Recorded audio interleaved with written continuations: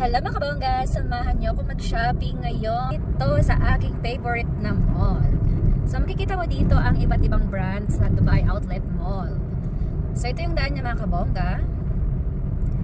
Medyo malapit lang to sa bahay namin, kaya favorite ko siyang puntahan. Bukod sa medyo mura yung price niya, kumpara sa mga regular shop like sa Dubai Mall, Mall of Emirates, ay mas mura ng kaunti dito. Kaunti lang naman, siguro mga 300 dirhams to 400 dirhams siguro. Kasi parang ito na yung pinaka nila, discount shop dito sa Dubai. Which is lagi naman mayroong discount ang mga shop dito or yung mga mall.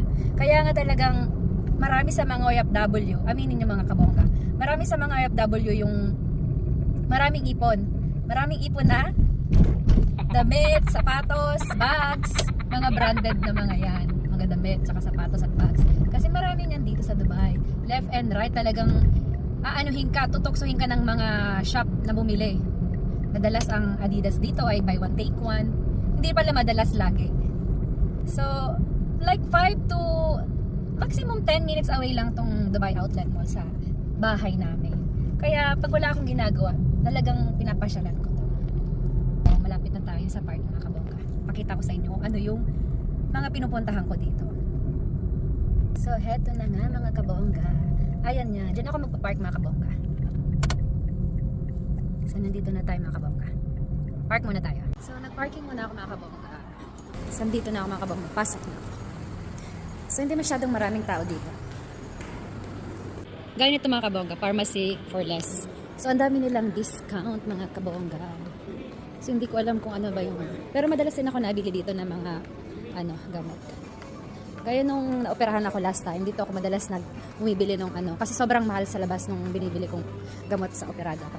Kasi itong scar ko, nasa 200 plus dirhams yung binibili ko sa labas. Pero dito medyo may discount.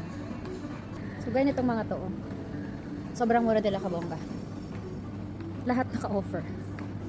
O diba? Sobrang mura. Mga pang gym. Naghahanap kasi ako ng pang-insole doon sa sapatos ko mga kabongga kasi sumasakit yung paa ko. Yun nga lang, gusto ko medyo manipis lang na insole dito.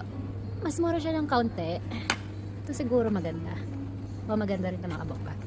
So ayan o, may mga discount sila. Kumpara sa mga pharmacy, walang talagang discount sa mga pharmacy. Pero dito, pharmacy for less. So marami siyang discount. So parang ito, bagay ito dun sa So 46 dirhams. Ay! Mangangambas muna ako mga kabongga.